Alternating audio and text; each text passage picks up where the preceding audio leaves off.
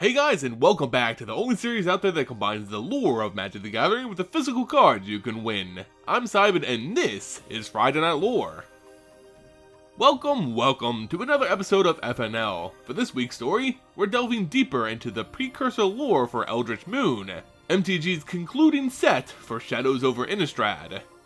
As we know, Nahiri the Lithomancer has been rather busy lately on Innistrad. She's taking revenge on the plane for the actions or inaction of its resident lord, the vampire Planeswalker Sorin Markov. We've heard her argument, but through the eyes of Sorin, who disregards them as nothing more than a child's tantrum. Nahiri's upset because 6,000 years ago, her, Ugin, and Sorin made a pact to seal the Eldrazi Titans away on Zendikar, Nahiri's home plane. Nahiri would stand guard as the Titans' warden for all time, but should they escape, she would again call upon her friends for aid. As the timeless pre-mending Lithomancer stood vigilant watch over her prisoners, spending much of the millennia in a rocky cocooned isolation, Nahiri kept her friendship with Sorin warm in her mind. Yet, her watch ended when a small breach occurred in the Eldrazi containment, sending scores of broodlings out into Zendikar. Nahiri sent out the signal, but nothing. No sign of the other two Planeswalkers. Alone, Nahiri was forced to combat the threat and reseal the prison. Alone, she saved Zendikar. But her troubles didn't end there. What had happened to her friend and mentor, Sorin Markov, over all these millennia? Was he hurt? Dead? Nahiri had to know why he didn't accept her summons. Thus, she traveled to Sorin's home, Innistrad.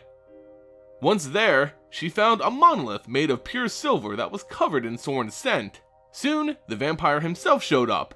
During their conversation, Nahiri discovered that Sorin didn't receive the signal because he placed protections on his own plane. The Helvault was one half of those protective measures.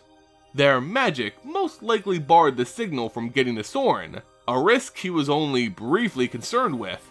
Sorin's seeming lack of loyalty to their pact deeply upset Nahiri, causing her to attack her former friend. Sorin could have easily bested the younger Planeswalker, but he was exhausted, having spent a great deal of energy forming the Helvault and the other half of Innistrad's protection, which came to Sorin's aid in the form of a brilliantly white angel. Nahiri didn't expect an angel to be fighting by the vampire's side, but fought it nonetheless. Blow after blow, Nahiri's fury became known. She wouldn't stop until this angel and Sorin were dead, the price he was gonna pay for playing with Zendikar's fate. Just before she ended the angel, Sorin stood between them and cast a spell binding Nahiri to the Helvault. Nahiri entered this silver monolith, entered into nothingness. Nahiri recalls her time in the Helvault. It was a blank space with no light, no surface, and no air.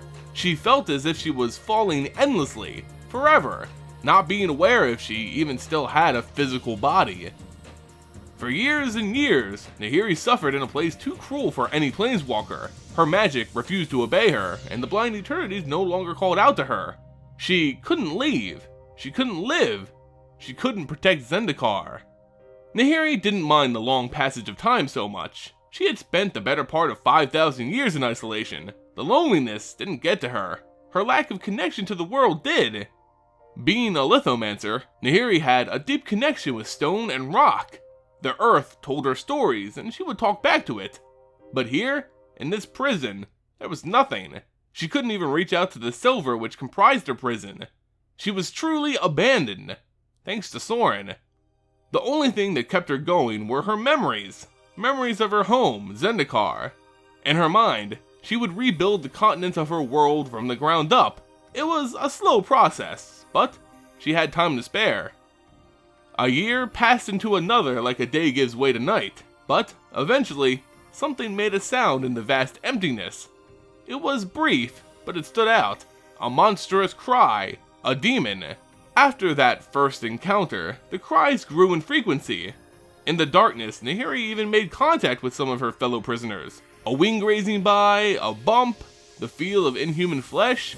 It was all she knew. She pitied these demons, and she grew to understand the nature of the Helvault. Sorin designed it to store Innistrad's threats, demons, and herself. Through the darkness and demons, one day, a light shined through.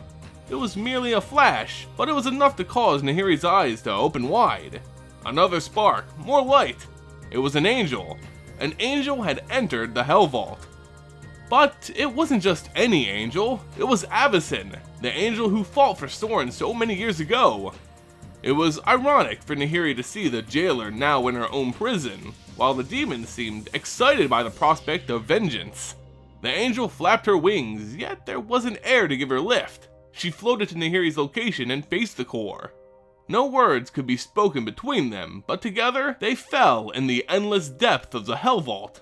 Years staring into the eyes of an enemy. That small taste of light soon gave way to an even greater one, an explosion of white light which forced the shadows to the corners of their confinement. The Helvault was shattered. Nahiri, the demons, even Avacyn, were finally freed. Nahiri found herself bloodied and bruised, collapsed on the ground as an army of animated dead skulked around her. She tried to heal herself, but her powers were severely reduced. Even planeswalking became a chore. It was once so easy, but now it took great effort. Nahiri feared she had lost her planeswalker spark, but in truth, the mending had occurred. Eventually, Nahiri managed to leave Innistrad and returned home to Zendikar. She was done with Sorin. But when she arrived at Akum, the prison of the Eldrazi known as the Eye of Ugin, she found it in ruins. The 3 Eldrazi Titans had escaped, pillaging her world and killing all that she loved. She stood on a peak and peered across the horizon. Ulamog, Ugin once called it. It towered over even the greatest of trees, leaving nothing but dust in its wake. In the face of this, even 3 of them, how could anyone survive? Zendikar was dead, and she wasn't there to protect it. Sorin had taken everything from her, and it was time he felt her pain. As Zendikar had bled, so will Innistrad. As I have wept, so will Sorin. She returned to Innistrad, assuming her plane's assured destruction. She was ready to assure the same for Sorin's home. So, this story's a little different to me. The majority of it was a story we had already seen, but with some added bits at the end to emphasize why Nahiri was attacking Innistrad. We already knew the main reason, and this article didn't change that. I still think Nahiri is basically destroying a world to get back at Sorin. And boy, will she have egg on her face when she discovers Zendikar was saved thanks to the Gatewatch. Anyway, it's FNL, so it's time for a giveaway card of the week. For this FNL, I'll be giving away a copy of Ulamog the Ceaseless Hunger from Battle for Zendikar. Because I don't have a copy of Nahiri. She's the only mythic I haven't pulled yet. Regardless, to enter for your chance to win, all you have to do is be a subscriber to the channel and leave a comment on this video. I'll choose one randomly and announce the winner at the end of next week's FNL. Now, let's move on to last week's FNL winner. The previous FNL was about Arlinn Kord and her rise in the Holy Order of Avacyn while hiding her affliction as a werewolf. As such, I was giving away a copy of her Planeswalker card. And so the winner of FNL and new owner of Arlinn Kord is Timmy Gorge. Congrats! Send me an email on the back end of my channel or contact me via Twitter to claim your prize. If you all haven't already, follow me on Twitter. It's just the easiest way to contact me and stay up to date with the channel. Anyway, that's gonna do it for this week's FNL, guys. If you enjoyed the video, consider throwing a like and subbing to the channel. It goes a long way in supporting future content. You can also support the channel on Patreon. Becoming a patron means you directly support this channel while also being entered into unique monthly giveaways, ranging from cards to fat packs to even entire booster boxes. If that sounds interesting, go ahead and check out my page linked in the description below. Patrons are the lifeblood of this channel. They keep it going. In any case, thank you all so much for watching, and I'll see you next time.